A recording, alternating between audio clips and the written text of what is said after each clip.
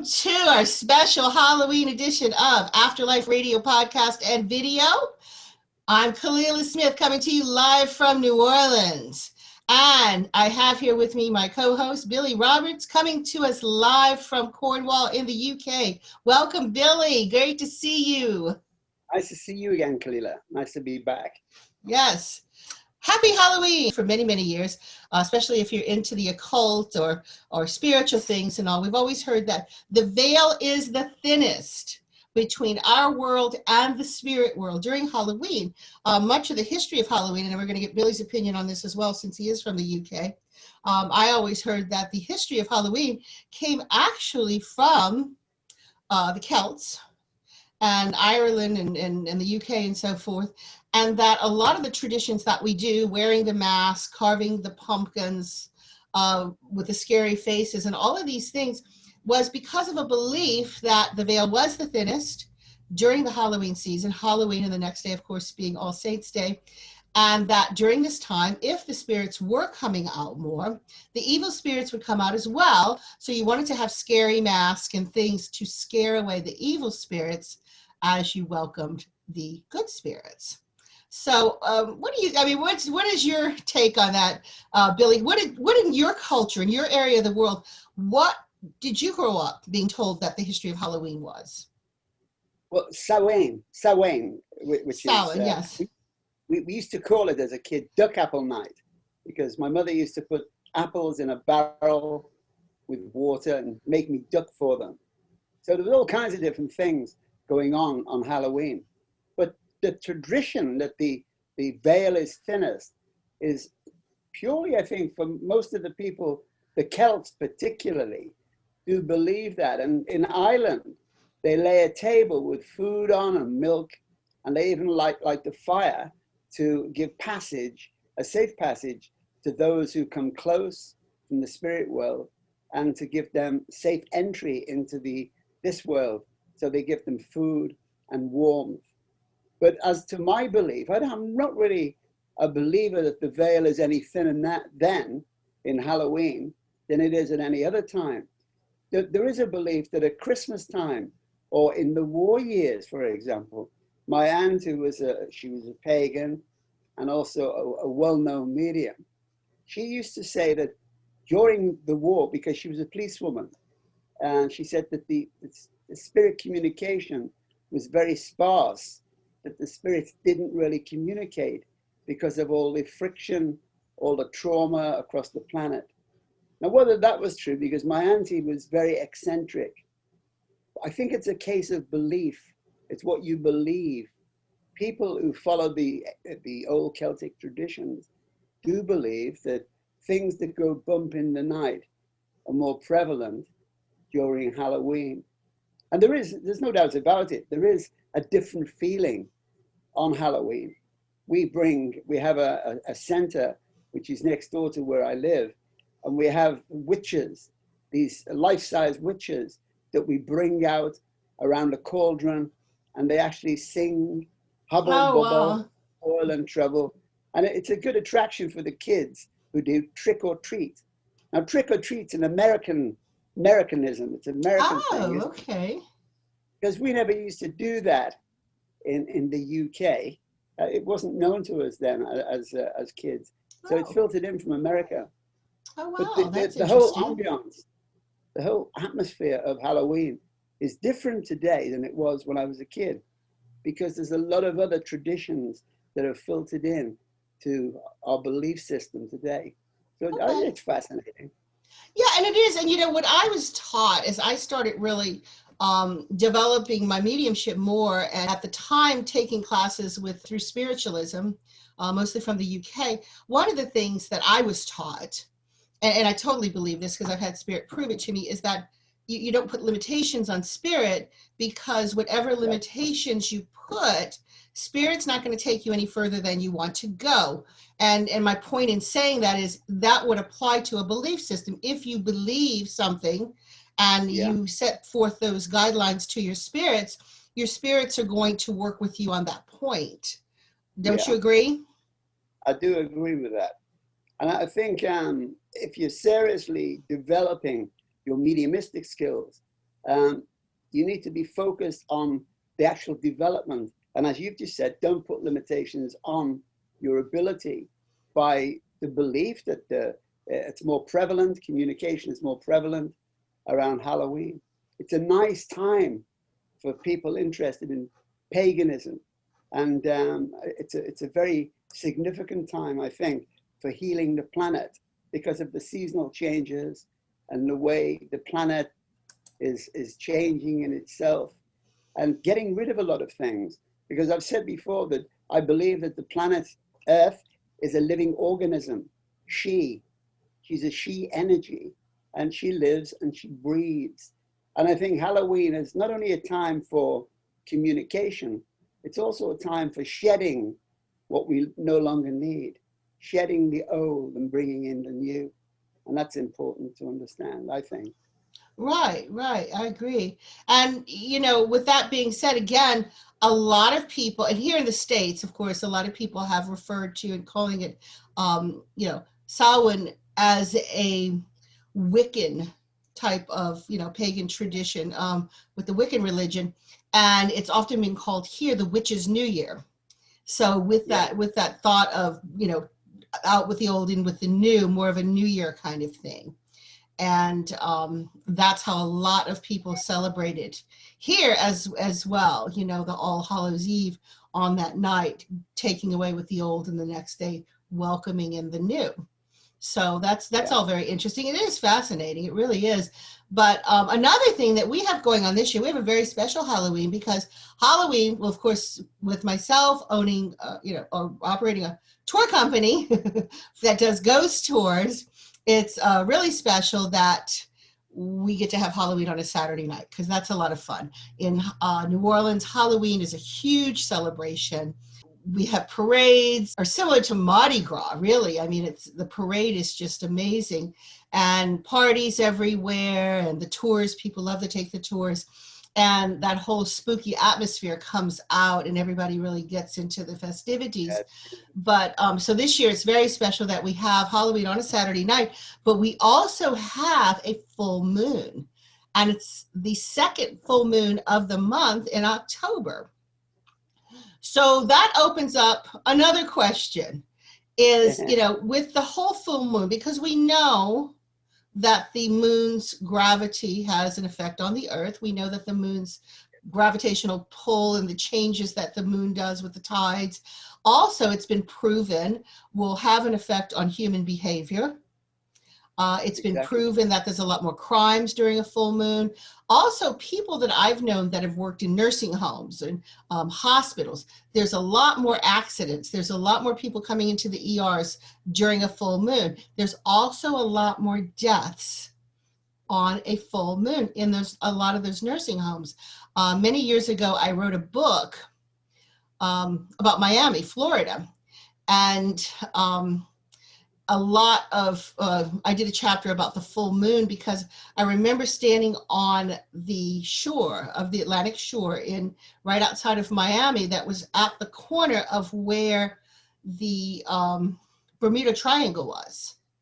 And I could literally feel like a pull. There was some sort of like magnetic pull pulling into there, and the moon was full that night. And I started thinking about the full moon in Miami and the significance of it. And I interviewed some people, and they said, yes, it definitely higher crimes, higher rate of people having psychotic breakdowns, higher rate of people dying in nursing facilities.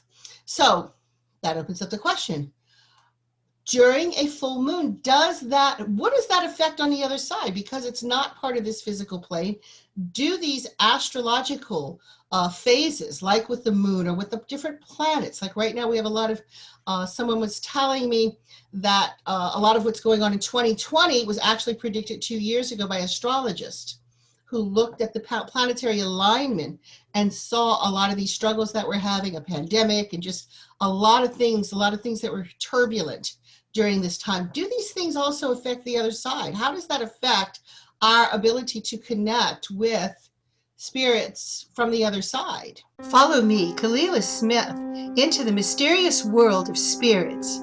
Searching for Spirits, the ultimate guide for ghost hunters, is a concise how-to manual for anyone who enjoys a good ghost hunt. Learn the history of spiritualism, learn what a ghost is and what is not, learn the truth about poltergeist.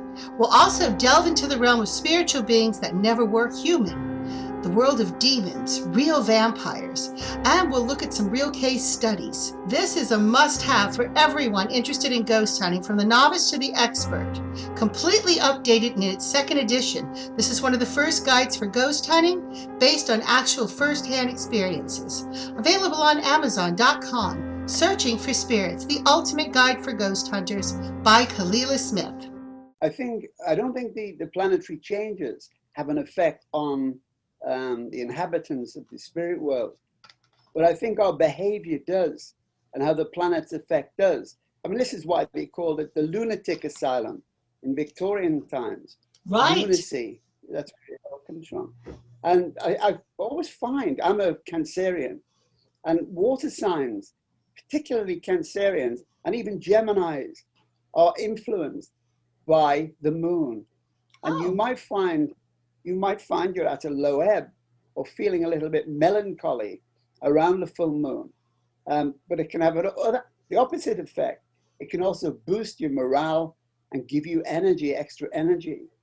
And this is why when there is a full moon, I tend to be by water. I live by water, but I like to gravitate towards the shores and do some pranayamic breathing, because breathing in the energy from the moon will energize all the cells of the body and make you more alert and more focused.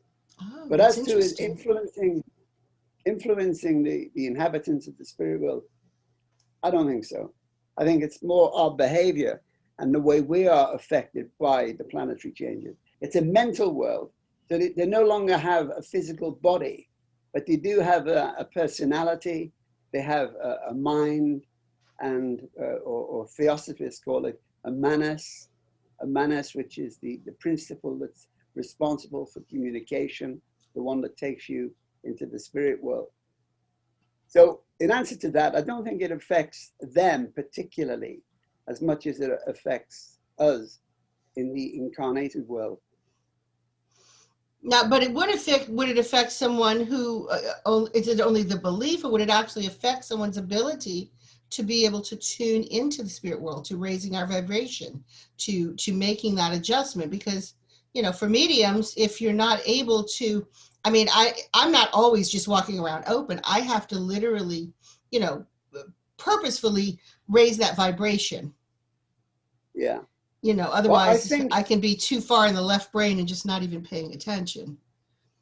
It's been proven that people can have no awareness of full moon energy, or no awareness of astrology or anything to do with that kind of stuff, and still be affected by it. Now, I know my mother had a friend who she lived with this man for many, many years. And she was always coming to my mother for help because he was violent towards her. And this woman, my mother realized that around the full moon, this woman was greatly affected, not by her activities, but by what the man was doing. So the full moon and even a crescent moon would affect him. And ironically, he murdered her on a full moon. Oh my! She was found her body. He discarded her body in a bin, a refuge bin outside of the house, a Victorian house, and just carried on his duties, his work, as though nothing had happened. But he claimed temporary insanity. He said it was the effects of the moon on his life. It had always affected him as a child. Now, did that hold water in the courts though? I mean, did they? No.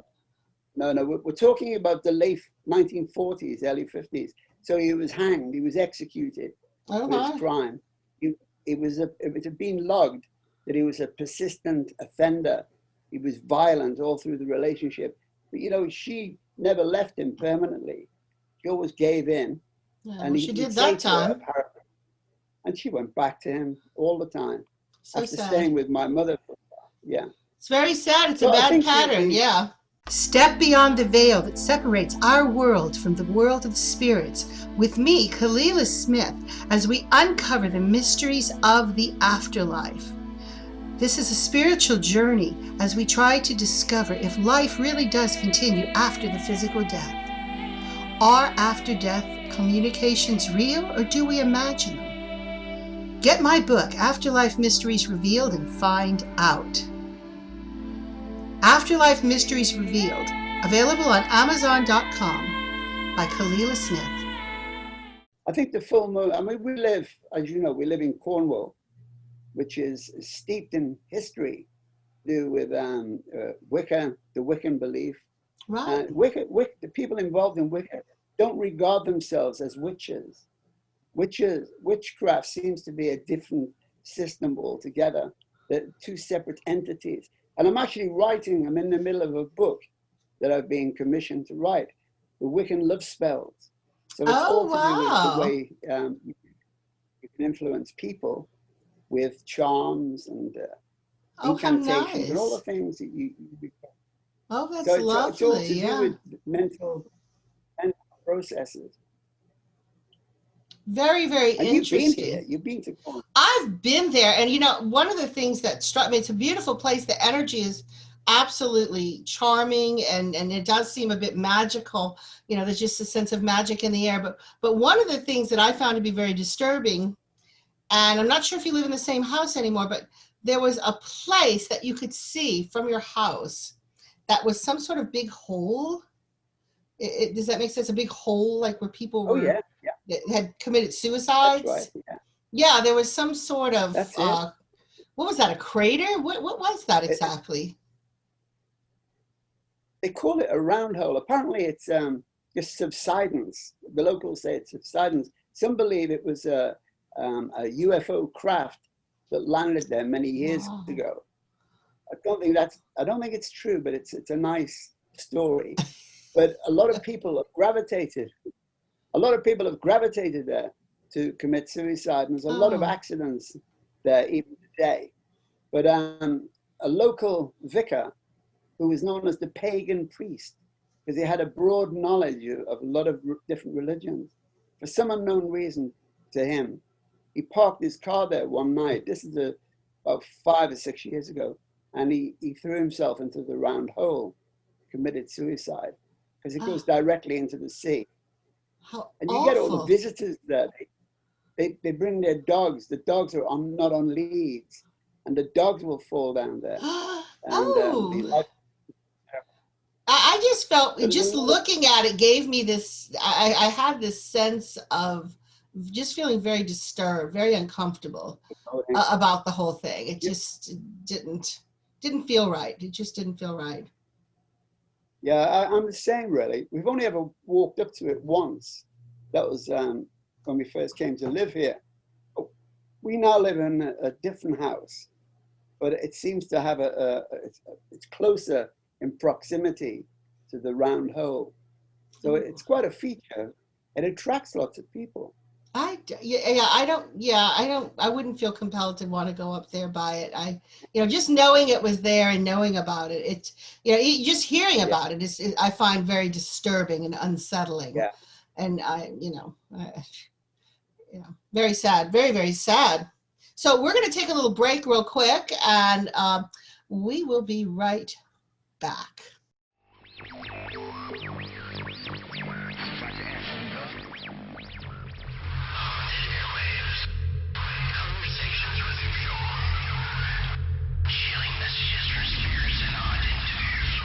Imagine it's the year 2020. With so many podcasts, streams, and interesting stations, you've finally found your paranormal hotspot. We want to personally invite you to join the discussion by tuning in and listening to The Seance Room. With all new and returning guests, intriguing investigative explorations, and scintillating conversations with the beyond. With your hosts, Victor and Linda Salazar. Hey, Victor here. Are you ready to evoke strange curiosities? Walk through parallel dimensions and delve together into the controversial science of paraphenomena. Afraid to question the shadow in your room, footsteps down the hall when no one's home? Bothered you'll become one of those people? Leaving no stone unturned, no topic unanswered. Dim the lights, turn up the volume. This is Linda. You've reached the threshold of your Para-Podcast. Let's not forget Norma, a.k.a. Mama C. Hi, I'm Mama C. Grab your favorite cocktail, find your comfy spot, and join me as we engage in some supernatural interactions that'll knock your boots off. Oh, and I'm Rick. I just sit behind all the pretty blinking lights. Be ready. Welcome to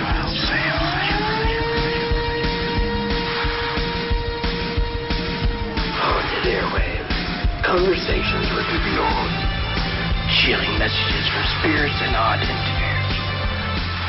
The spirits are going live.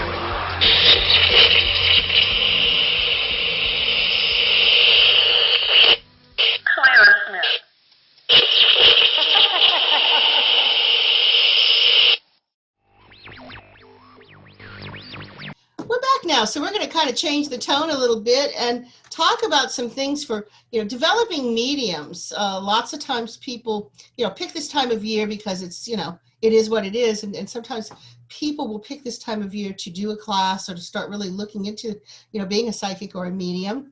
And one of the things that a developing medium, and I know myself, even after being, doing a lot of work with psychic investigations and paranormal investigations for over 20 years before I really started developing, into my mediumship, bringing it where it is today, I had a lot of doubts. I had an awful lot of doubts, and I would really get insecure about, where is this coming from? Is this really coming from spirit? Because there is definitely a difference in being a psychic or working as a medium. And pretty much all mediums are psychic, but not all psychics are mediums. And it's all about the vibration, right, Billy? Yes, it is. Well, I think doubting your abilities initially when you first begin is quite normal. And you learn how, it sounds awful, but you learn to manipulate an audience or a congregation. Now, a medium is only as good as the audience they work with. If the audience is negative, then what you produce is going to be negative. And initially, there is, I've said before, sometimes developing mediums are waiting for that revelation, the vision, or the voice in their ear. And that doesn't always come. It could be just a stream of extraneous thoughts pouring into your head that are not your own, and you learn to analyze them very quickly. Now, you're not just using one side of your brain as a medium, you're using both sides of your brain. And I know women say they can all multitask, but use your peripheral hearing as well as your vision. Now, it's a case of listening to the person to whom you're speaking, and also listening to what comes into your head, which is very, very difficult sometimes. A lot of mediums work on an intuitive level. They don't have a psychic ability, and they don't have a mediumistic ability, but they work through their intuitive skills. Now, that does not mean they can't give evidence of survival, because intuition is very closely connected to the psychic faculty. And also it helps you in the end, because all mediums are intuitive. You have an intuitive skill. So if you say that sometimes a medium is afraid that when they get out there, nothing's going to happen. They're going to have nothing to give, because we can't demand the spirits. We can't make them communicate. And there is always a chance that nobody is going to communicate with you. So you have to prepare yourself and use your psychic skills or your intuition and work with the audience. Now, the other mistake developing mediums make, I've found over the years, is when they're struggling with an audience or a congregation, sometimes they'll find somebody in the audience they can work well with. And there's always the danger that you stay with that person, stay with them, because everything you give them is being validated, and you're getting lots of yeses and no nos. So mediums are afraid to leave that individual. You have to have an inner clock, a clock that tells you, you've got 2 minutes or 3 minutes with each person. Now, in saying all this, mediums are damned if they do and damned if they don't. So it doesn't matter how good you are, you'll be criticized for it. And if you're terrible, you'll be criticized for that also. So you have to have broad shoulders. And you learn by your own vibrations.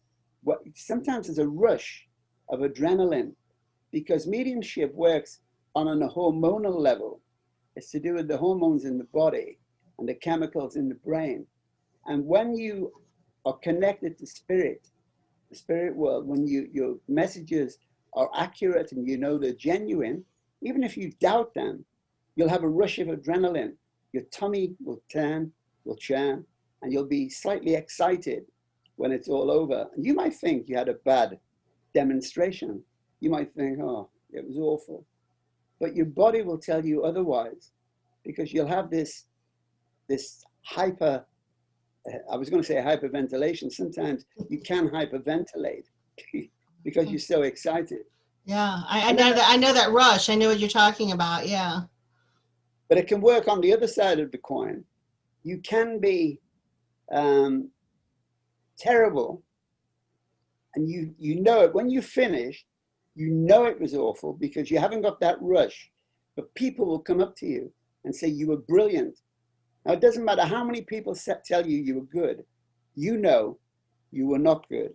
And you also know that your communication, your contact with the spirit world or supersensual world, as I call it, it wasn't there. So you have to have this feeling, this rush through your body. You have to know that you were right. And it doesn't matter whether people pull you down or say you were not good. You know you were good because the communications were genuine and they were precise. And I see a lot of mediums, or have done in the past, a lot of famous mediums, American mediums, I might add, who are on television. And I just have to think, no. Don't you? You make an assessment. Some people say it's sour grapes, but no, it isn't. It's just me making a personal judgment. Well, right. And you've been doing this a long time, and you were a television medium. I mean, let's face it, you really were, and we don't want to name names, but, I know that there was one very famous television medium here, and a lot of people questioned this person. And he was he's probably one of the most famous. And I had gone to see him a couple of times in large auditoriums. And I didn't get anything, but, a lot of people talked about, he was asking questions ahead of time and people fed him information. But I have to say, I went to see the same medium. You met Deanna, the one that did the cemetery show with you. She had given me a gift a couple of years ago. She said, I have an extra ticket to go see this person, and it's a very small amount of people that are going to be there. Would you like to go? And I was just like, of course, I'd love to go. And I had the chance to sit directly in front of this person while he was working on stage. And literally, I was like here and he was here. So when he came out and he was reading for people and he was working, I was directly in front of him. Now, he didn't read me. However, what I did notice, because they said even in the beginning that he tends to get really warm when he works and his face will get red. I could feel the heat coming off of him. Mm-hmm. I could literally feel the heat coming off of him. And I had Deanna on one side of me and another friend on the other side of me. And they felt cold, but I felt the heat. Like I felt a lot of the physical sensations that I have felt during physical seances and table tipping, where one person's feeling a lot of cold, but then the other person's feeling really hot. But I felt an intense amount of heat coming off of this person while he was working. And I would literally feel the energy coming off of him. And during the time that he was reading, at the end, my friends said, "Oh, I really hope that he would read you." And I said, "But it doesn't matter. It doesn't matter that he didn't read me, because I had experiences. I had physical experiences during his mental mediumship. I felt what I believed to be my daughter tickling my face, tugging on my hair, someone tapping me on the leg. There was just a lot of physical phenomena that started happening that I started becoming aware of while he was working. And I left that session, not just believing, but knowing that this particular individual, he was connected to spirit. I know he was. It's very, very interesting. Yeah, you're right, because you don't need to receive a message to know that that person is genuine and receiving information from a disembodied source. And I've seen lots of mediums working, and they're genuine, but the audience will criticize them because they might not be on form that particular night. Now, mediumship is the most inconsistent of all paranormal skills. Simple reason, it doesn't always work. And when we run workshops, I have to tell the people who are on the course or workshop that don't expect it to work every time, because it doesn't, and it's not the medium's fault. Right. It's just that it doesn't always work. And we are subject to having a bad day. It's human nature to have a poor day, feeling out of sorts. And if you're feeling out of sorts, then it's not going to work properly. But sometimes you have to learn, as we said earlier on, to work with the auric field, to access it, because the aura is a database of information. It contains all the things the person has done, and also all the things that he or she is going to do in the future. Right. And we don't have to see it. Right. Oh, yeah, you can definitely feel it. And I've noticed through the years what I tend to do, and even before I really started developing the mediumship, because sometimes during readings, I would, psychic readings, all of a sudden, I would just shift gears and I would be hearing something in my ear and I'd be like, okay, somebody's telling me something and somebody's coming through. So if I'm doing a private session for someone, especially if it's an hour session, I'm not going to be doing mediumship for an hour. I mean, I'm going back and forth. I'm coming down into the psychic level, and then all of a sudden I lift back up and I'm getting something else. And it just kind of this shift going on constantly, and I'm constantly going up and down. And I never know when it's going to happen. I mean, I went 2 years ago, I got called to do a psychic thing at a bachelorette party. And this was a loud place. It was a bar. It was a loud place. They had me in a little table next to the door. And I was just doing psychic readings, kind of just, for entertainment for this party. And the woman who was the mother of the bride, the minute she walked in, 2 spirits walked in with her. And that was it. Suddenly, grandma's in the room, great grandma's in the room. And it's like, okay, we just shifted gears. And I said, somebody go get the bride. Go get the bride. Get her now. Get her here right this minute. And I did her reading and had to tell her, your grandmother's here, your great grandmother's here. And it just, I couldn't have planned it. I couldn't have, organized it that way. And I've seen so many times how that sort of thing, basically it's organized on the other side, and they pick when or if something's going to happen. Yeah. Don't you agree? I do agree. Mediumship is spontaneous. It can just click into place all of a sudden. You can do a full hour's show, and the first half hour could be awful. You might struggle. Then all of a sudden, it clicks and something transpires, and all the information starts to come. It's as though they're all queuing up, waiting for you. And I've had, in shows, I used to do quite large theaters over the years. And I've had people at the end of a show, they've queued up to buy a book and get me to sign it. And they've said to me, you gave a message to somebody and they didn't seem to take it all, but you kept on going, and it was for me. And my name is Jones or whatever. And they were sitting behind them. And that can happen. Right. It can happen. Right. And I've also seen where it piggybacks, where once you're giving a reading for one person from grandma, and somebody else's grandma slides in, and suddenly there's, somebody piggybacked onto somebody else, and the message also applies to someone else. I've seen that happen, quite a few times too. I mean, you never can tell what they're going to do. I always go into these, as everyone else should, with an open mind. I mean, no expectations whatsoever, because the minute you put expectations on it, then you're limiting spirit from what they're going to be able to do, or what they're going to allow to happen, because the spirit is not going to take you any further than you're capable of handling. So if you put expectations on there, you're really limiting what could happen, and what could happen could be far better than anything you ever imagined. And also not just for the sitter. Lots of times I've seen situations where the message wasn't necessarily for the sitter, but it was something that the person on the other side needed to say in order for themselves to advance. And that's real important too. Don't you think? The other point I'd like to make, I do think, the other point I'd like to make, a lot of mediums will retain or remember messages they gave 12 months ago, every message they gave at a certain show.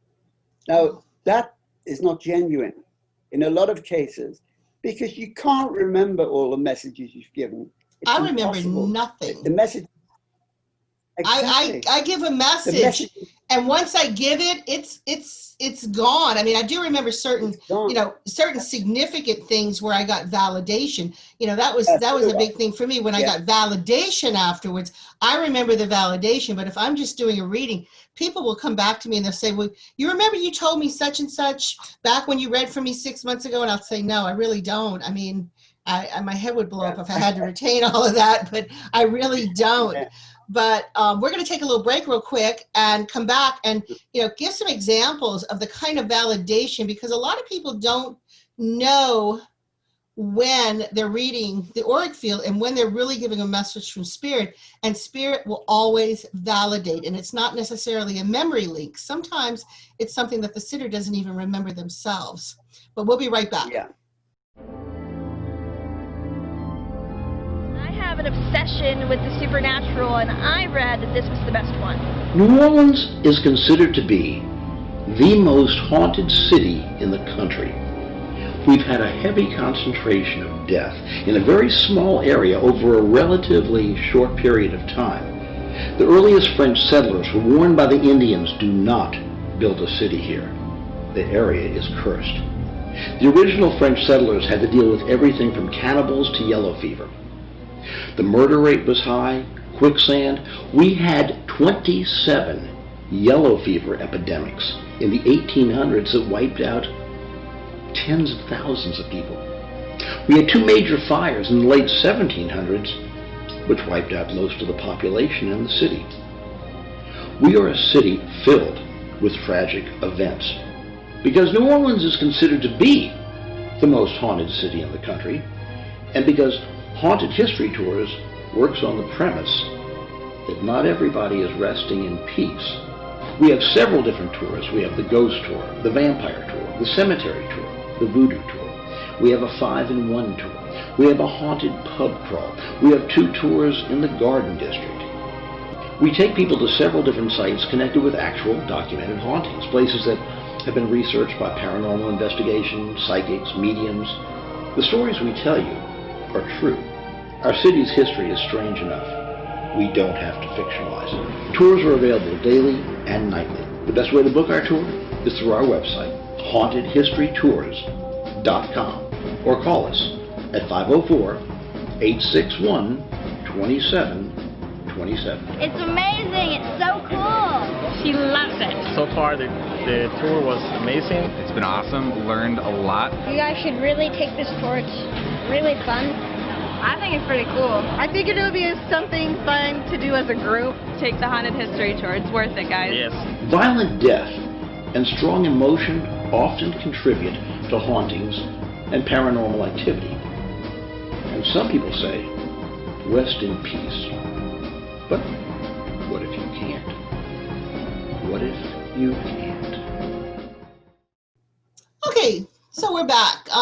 Let's talk a little bit about validation, because sometimes you don't know, especially if you're a new medium, you don't know what is validation, because you could be giving a message and you're getting what's called a memory link, and you're saying, okay, your spirit's saying, remember this, but if it's not in that person's auric field and they're focusing on that, that might come up.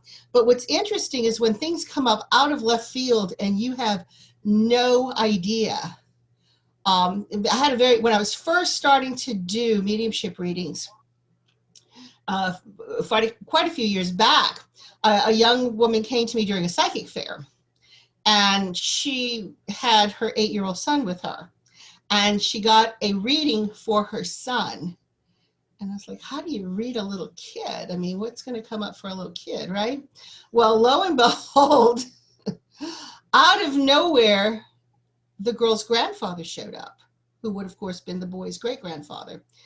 And he shows up, and he was very, very clear on what he was showing me. I was seeing him in like black, almost like a sepia color, like that faded black and white photo. And he was wearing fishing boots, like these. He was on a pier. He was wearing fishing boots. He was dressed like a fisherman, and he was holding a huge fish that looked like it was about 3 feet long, and he was laughing. And I said, he keeps showing me this. It looked like a photograph. It looked exactly like a photograph. And she's like, well, I didn't know him. I don't know him. I can't answer that. And I said, well, the other thing that I'm seeing, there used to be this amusement park on the boardwalk, and they had a little game that the kids would do. It was called the fishing game. And it was this big trough, like a metal trough. And there were these fish, these wooden fish with hooks on the end of them. And they would be going around this swirling water, and the little kids would take the little fishing hooks, and you'd put it in the water, and the magnet would catch the fish, and you'd pull your fish out, and you would give it to the person, and they would give you your prize. And the prize might have been something very small, or the prize could have been a huge teddy bear. You never knew what kind of a prize you would get, but it was a very popular little amusement at this park. And it was called the fishing game. And I said, he's showing me this. And I said, I don't know what that means. And she goes, I don't either. And she was a little disappointed, I think, because I didn't really give her son a great reading, because this gentleman had come through so strongly, and it was just, he kind of took over the reading, and then time was up. And it was very interesting because later in the day, she returned without her son. She says, I asked my mother about the situation, and she actually remembered, and she brought to me the photograph of her grandfather, and it looked exactly like what I described. He was in a faded photograph. He was holding a fish. He was dressed like a fisherman, and I asked her to send it to me, and she did. And a couple of days later, she wrote to me, and she said, I just wanted you to see this. She said, because I brought my son to a birthday party, and I wanted you to see what the party favors were. And it was this little fishing pole with some little fish, and it said the fishing game on it. So, yeah, I mean, and it was like, I was like astounded, and I was like, oh my gosh, she had no idea what I was talking about. The child had no idea, but it was like, clearly this was validation that was beyond anything I could have possibly made up. I'm sure you've had experiences like that as well. Well, the only one I can think of, which was Lock Me Away, it's in one of my early books, because I used to record shows to use the best messages. And it was a lady, a young woman I went to with a message, and she was saying, yes, that's correct. And then I said, I've got your mother here. And she laughed, and she said, no, my mother's sitting next to me. And I said, Jean. She said, no, that's my aunt. And anyway, cut a long story short, it went on, it threw me completely. And she contacted me about a week later to say that once she got home, the lady she always thought was her mother was her aunt. And her aunt had adopted her, and her mother was in the spirit world. And that was Jean. Wow. And I thought, God, that's intense. that had to be just a mind-blowing thing for her. Wow. I thought it was absolutely incredible. But you get these little pieces that's evidence for you as well. because sometimes the evidential messages are not accepted in an audience. It's as though sometimes I'd say, well, why couldn't she have accepted this when I'm giving it so everybody knew how good I was? This is not I know. Remember the little boy? Remember when I was in Cornwall in the gallery with you, the platform, as you call it, there, and I had the little boy with the bicycle that just kept coming up, and it's like, I know there's a little boy with a bicycle, and nobody wanted to talk about the little boy with the bicycle. And I think they waited until after I left to finally tell you, oh yeah, there was a little boy on a bicycle. Yeah, and it was just, and I just kept seeing it so vividly, and the little boy was adamant, and it was like, I can only imagine how frustrating it must be for Spirit on that side when somebody's going, no, no, no, no. And it's when they come up to you at the end of a show and they say, you know, I didn't like to say yes, but can you give me more information because that message was for me? And I feel quite angered because you want everybody to know, as I say, how good you are. And these people who don't accept the message throw the thing completely out of kilter. And I worry about the spirit world. It's kind of like, how frustrating must it be for them when they're trying so hard to come through, and then, you know, they've got a person, they finally find a medium that's going to give the message, and then the loved one goes, no, that's not it. But another time I really remember was when one of the first platforms that I did in New Orleans, and I was with another medium that I was working with quite a bit with workshops, and then he brought in another medium who was supposed to be one of the best mediums in the U.S. You know how the U.S. is. You have the best this, the best that. So they bring these people in, and I was a little intimidated, and I'm like, oh gosh, you know, what if I go out there and I totally bomb? And I get out there and I start seeing roses, just tons of roses. And I'm like, come on, you know, roses at a funeral. It's like, come on, who doesn't have flowers at a funeral? Really? That's really just so mundane. That's so cliche. It's like, oh, and I'm thinking to myself, oh, come on, really? That's all you got for me is roses? Really? You know? So, you know, I started doing the reading and I said, okay, I've got a gentleman here. And he says he's someone's husband. And I start talking about him. And I said, you know, all he's showing me, and it's like, whose husband didn't give them roses, right? So I said, you know, he's showing me red roses. And I feel even embarrassed just saying that, but he just keeps being adamant about the roses. And a young woman right in the front row raised her hand, and she lifted her arm, and on her arm, there was a tattoo all the way down of a red rose. And she said, when my husband was buried, I threw 100 red roses into the grave. Oh, yeah. And it was like, okay, okay, now I will never, ever, you know, at that point I realized nothing that you see is mundane. It always means something. You know, it doesn't, it might not make sense to the medium. You know, you might be giving a message and you're like, okay, well, who didn't get roses from their husband? Who didn't have flowers at their funeral? Yeah, I mean, and you start thinking about, you know, that's really kind of cliche, but it really isn't, because sometimes that can be the real thing, the real trigger that makes someone realize that that is their loved one, and that's the validation. And you know, you can never second guess spirit ever. And I think that's the lesson here, is that you just cannot second guess spirit, because it's not going to steer you wrong ever.